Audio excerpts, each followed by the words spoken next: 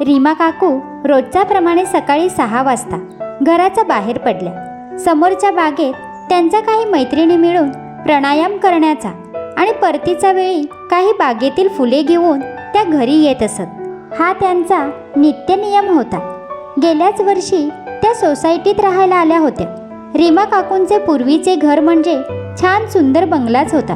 5 वर्षाआधी त्यांच्या पतीचे निधन झाले आणि त्या भल्या मोठ्या बंगल्यात काकू एकट्या झाल्या. त्यांच्या दिराला ही गोष्ट नेहमी खटकत होती. त्याला वाटायचे की एवढ्या मोठ्या घराच्या संपत्तीचा वहिनी एकट्याच उपभोग घेत आहेत. त्यांची मुलगी ही लंडनला राहते आणि आम्ही देखील नोकरीनिमित्त बाहेरगावी राहतो. म्हणून त्याने वाटणीचा मुद्दा काकूंपुढे मांडला. काकूंनी आपल्या मुलीला आणि जावाईला बोलवून घेतले. त्यांचा जावाई त्यांच्या मुलाप्रमाणेच होता. काकूंचे बोलणे त्यांनी सर्व ऐकून घेतले. वडिलोपार्जित घर असे कसे विकायचे म्हणून त्यांच्या विनवण्या देखील केल्या, पण ते ऐकण्याच्या पलीकडे गेले होते आणि वाद नको म्हणून काकूंनी त्यांना होकार दिला. कागदोपत्री काय व्यवहार आहे तो जावाईचा हातून करून घेतला व घर विकून एक भली मोठी रक्कम काकूंच्या हाती आली. त्यांनी जवळच सोसायटीत एक छान सुबक फ्लॅट घेतला, कारण त्यांच्या मैत्रिणी, ती बाग, जवळचे मंदिर हे रोजच्या सवयीचे झाले होते. इतक्या वर्षात म्हणून त्यांनी त्याच घरच्या आजूबाजूने असलेले फ्लॅट बघितले होते. त्यांनी आलेल्या रकमेपैकी अर्धी रक्कम मुलीच्या अकाउंटमध्ये टाकली होती आणि बाकी रक्कम आपल्या अकाउंटमध्ये ठेवली होती. मुलीने कितीतरी वेळा त्यांना आपल्याबरोबर लंडनला येण्यास म्हटले होते, पण काकूंची तब्येत नेहमीच खराब व्हायची. त्यांचा बीपीचा त्रास वाढायचा, म्हणून त्या तिथे जायला फारशा उत्सुक नव्हत्या. त्यापेक्षा त्यांना इथे राहण्यास पसंत होते. त्यांच्या बाजूच्या फ्लॅटमध्ये एक ख्रिश्चन गृहस्थ राहायचे. त्यांचे नाव जेम्स डिसोजा. चांगले उंचपुरे, देखणे व आयकर विभागातून मोठ्या पदावरून सेवानिवृत्त झालेले. दोघांचे फ्लॅट आजूबाजूने असले तरीही त्या दोघांचे कधीच पटले नाही. कधी साधे ते बोलले देखील नाही. काकू म्हणजे पूजापाठ करणाऱ्या व सर्व सोवळं ओवळं पाळणाऱ्या आणि डिसोजा साहेब म्हणजे मांस मच्छी खाणारे व कधी कधी ड्रिंक वगैरे पण करणारे. त्यांचा खरे तर काकूंना काहीच त्रास नव्हता, पण काकू सदा न कदा त्यांना बघून कटकट करायच्या. त्यांना साधा वास जरी आला मांस मच्छीचा तरी त्या आंघोळ करून घेत असत. डिसोजा स्वभावाने खूप शांत होते. ते कधी कुणाचा भानगडीत नाही पडायचे, पण काकूंना त्यांचा खूप भयंकर राग यायचा. तशाही त्या आजकाल फार चिडचिड करायच्या. त्याने त्यांचा बीपी आणि शुगरचा त्रास वाढायचा. दिवसभर बोलायला कुणी नसायचे. त्याच कारणांनी त्यांचा स्वभाव बदलला होता. डिसोजा दिसले की नको नको ते त्यांना बोलायच्या. त्यांच्याकडे न पाहता जोरजोरात स्वतःशीच. 55 वर्षाचा काकू आणि 60 वर्षाचे डिसोजा यांचे असे अबोल विस्तवाचे पण जवळचे नाते. एकदा सकाळी काकू दारासमोर रांगोळी काढत बसल्या होत्या. इतक्यात डिसोजा नेहमीप्रमाणे चिकन घेऊन आले आणि दार उघडायचे म्हणून किल्ली काढण्यासाठी त्यांनी आपल्या हातातील पिशवी तिथेच भिंतीला टेकून ठेवली. काकूंना त्यातील चिकनचा वास आला. त्या रागारागाने नाकाला पदर लावत उठल्या आणि घरातून बालदी भरून पाणी आणून नुकत्याच काढलेल्या रांगोळीवर आणि भिंतीवर टाकून दिले आणि काहीही न बोलता चुपचाप दार बंद केले. काकू ज्यावेळी बाहेर उभ्या असतील त्यावेळी ते सहसा बाहेर निघायचे टाळत असत. त्या दिवशी रोजच्यानुसार काकू सकाळी बागेत जायला निघाल्या. लिफ्टचे बटन दाबून बघितले तर कळले वीज गेली संपूर्ण सोसायटीची व एखाद्या तासात येईल. वाट न पाहता काकू सरळ पायऱ्यांनी खाली उतरल्या. त्यांना साहजिकच वाटले की परत येऊ तोवर वीज आलेली असेल, पण त्यांना जरा गरगरल्यासारखं होत होते म्हणून त्या लवकर परत आल्या. जीवही घाबरत होता त्यांचा, पण सोसायटीमध्ये येऊन बघतात तर वीज अजून आली नव्हती. शेवटी काकूंना पायऱ्या चढत 4थ्या मजल्यावर जावे लागले. त्याने त्यांना अजूनच थाप लागली. दाराजवळ येऊन त्यांना जोरदार भोवळ आली आणि त्या तिथेच कोसळल्या. काहीतरी पडल्याचा आवाज डिसोजा साहेबांना आला आणि त्यांनी दार उघडून बघितले व काकूंना असे पडलेले बघून तेच घाबरले. त्यांच्या कामवाल्या बाईला आवाज देऊन त्या दोघांनी काकूंना डिसोजाच्या घरात आणून झोपवले आणि डॉक्टरला फोन करून बोलावून घेतले. थोड्या वेळाने काकूंना शुद्ध आली. समोर डॉक्टरांबरोबर डेसोजाला बघून त्या एकदम उठून बसल्या. त्यांनी इकडे तिकडे नजर फिरवली. तेव्हा त्यांना कळले आपण कुठे आहोत ते. त्या चिडल्या, माझा धर्म भ्रष्ट केला, मला पाप लागेल आता. मांस मच्छी खाणाऱ्यांच्या घरात मी आली, मला पाणी देखील पाजले की काय? देवा, त्यापेक्षा माझा जीव घ्यायचा होता. अरे देवा. त्या उठणार तेवढ्यात त्यांना परत चक्कर आली. डॉक्टरांनी त्यांना तिथेच झोपायचा सल्ला दिला. म्हणाले, काकू, तुमची BP आणि शुगर खूप वाढले आहे, तुम्ही आराम करा.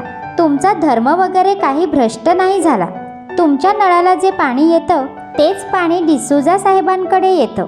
पाण्याला कुठला धर्म असतो का काकू? ते सर्वांसाठी सारखेच असते. आणि त्यांनी जर तुम्हाला उचलून घरात आणले नसते तर तुम्ही कोमात सुद्धा जाऊ शकला असतात. त्यांनी माणुसकी सोडली नाही आपली, मग तुम्ही का अशा वागतात? हे सर्व मानवाने आपल्या स्वार्थासाठी बनवलेले आहेत. त्याला हवे तेव्हा हवे तसे तो या जातीचा लेबल्सचा वापर करून आपला फायदा करून घेतो व नेते मंडळी लोकांना भडकवून चुकीचा अन्याय कथा सांगून आपसात लढवून आपली पोळी शेकून घेतात व सामान्य लोक एकमेकांचा दुस्वास करत लढत राहतात. आणि तुम्ही म्हणता यांच्या घरात बसल्याने तुमचा धर्मभ्रष्ट झाला. काकू, तुम्हाला माझे नाव माहीत आहे ना? काय आहे ते?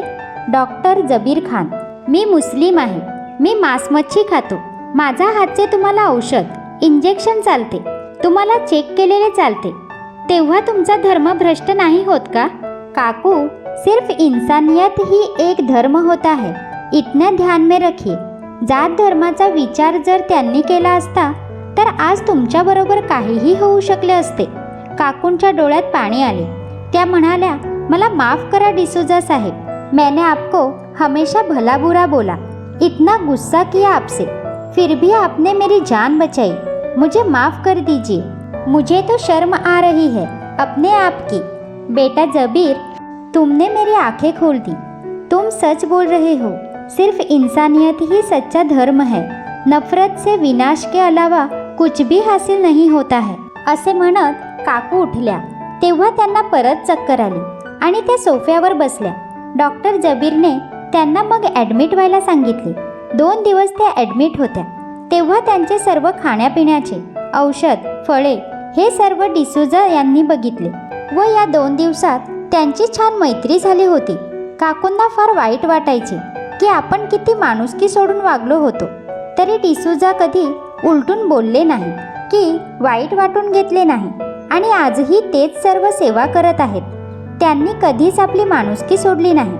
त्यांना आपल्या वागण्याचा पश्चाताप होत होता. 2-3 दिवसांनी काकूंना घरी आणले. त्यांनी पुढे कधी जात धर्माची उगाचीच कट्टरता व कटुता पाळली नाही. त्या केव्हाही आता डिसूजाच्या घरी येत जात होत्या. महाराष्ट्रीयन खमंग पदार्थ ते आवडीने खायला द्यायचा त्यांना. भाजी, फळे आणायला ते सोबतच जात असत. संध्याकाळी डिसूजा जबरदस्ती काकूंना वॉकला घेऊन जायचे. ते दोघे सोबतच योगाच्या क्लासेसलाही जाऊ लागले. त्या दोघांचा वेळ छान आनंदात जात होता. काकूंची तब्येत पण व्यवस्थित राहत होती. त्यांची वाढती मैत्री ही सोसायटीत चर्चेचा विषय होऊन बसली होती. लोकांचा त्यांना बघण्याचा दृष्टिकोन बदलत चालला होता. हळूहळू त्यांच्या कानावरही कुजबूज येऊ लागली. 55 वर्षाचा रीमा काकू आणि 60 वर्षाचे जेम्स डिसूजा यांना या सर्व गोष्टींचा त्रास व्हायला लागला. काकूंनी हळूहळू बाहेर जाणे बंद केले. त्या आपल्याच कोशात गेल्यागत झाल्या. त्याचा परिणाम त्यांच्या तब्येतीवर झाला आणि त्यांना जोरदार हाय BPचा अटॅक आला. डॉक्टर जबीरला कारण कळले त्यांच्या अटॅकचे. तेव्हा सोसायटीतील लोकांशी बोलायला पाहिजे म्हणून त्यांनी एक मीटिंग घेतली तिथे. मला तुमच्यापैकी जवळपास सर्वच लोक ओळखतात, पण मी आज डॉक्टर या नात्याने तुम्हाला भेटायला नाही आलो. तर मला काही प्रश्न विचारायचे आहेत. तुमच्या सोसायटीत त्या गीता काकू राहतात, त्या कुठे आहेत? त्या नाही आल्या मीटिंगला. मी तर सर्वांना निरोप दिला होता. कुठे आहेत त्या? वर्माबाई हळूच म्हणाल्या, देखो ना, वो डिसूजा भी नहीं आई, गए होंगे घूमने दोनों. सारा बायका दबक्या आवाजात हसायला लागल्या. डॉक्टर जबीर एकदम चिडले. शर्म आनी चाहिए आप लोगों को। किसी के बारे में ऐसा बोलने से पहले जरा उनकी उम्र का तो ख्याल किया होता। वो 60 साल के डिसूजा साहब, उनके बारे में ऐसा बोलते हो? छी छी, कितनी घटिया सोच है आपकी। तुम्हारी उम्र के बेटे हैं उनके, जो अपनी फैमिली के साथ देश के बाहर रहते हैं। इन्हें वहाँ अच्छा नहीं लगता। उन्हें यहाँ अपने लोगों के बीच रहना है, इसीलिए वो यहाँ अकेले रहते हैं।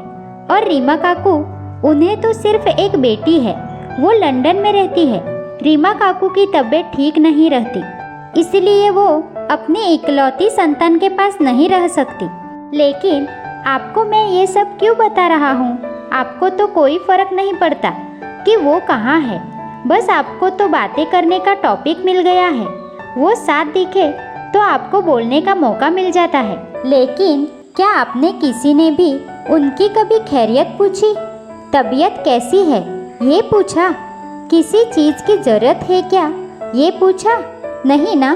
तो वो क्या करते हैं क्या नहीं, ये क्यों जानना है आपको? पिछली बार भी 2 दिन काकू एडमिट थी। उस वक्त भी आप में से कोई भी मुझे वहाँ दिखाई नहीं दिया। मिसेस पाटील, तुम्ही सांगा, बरोबर आहे का असे वागणे तुम्हा लोकांचे? अहो, उद्या तुम्हालाही याच वयातून जायचे आहे, हे कसे विसरलात तुम्ही? वर्मा भाभी, 2 दिन से काकू हॉस्पिटल में एडमिट है। आपके इसी बर्ताव की वजह से उन्हें हाई बीपी होकर माइल्ड नर्वस ब्रेकडाउन का अटैक आया है। बड़ी मुश्किल से जान बची है। आपको पता भी है इस बात का? डॉक्टर जरा चिडूनच बोलत होते। काकूंबद्दल ऐकून सर्वांना जणू शॉक लागला। वर्मा भाभी केविलवाण्या आवाजात म्हणाल्या, मुझे माफ़ कर दीजिए डॉक्टर साहब, मुझसे गलती हो गई। मैं खुद हॉस्पिटल जाकर उनकी माफ़ी मांग लूँगी।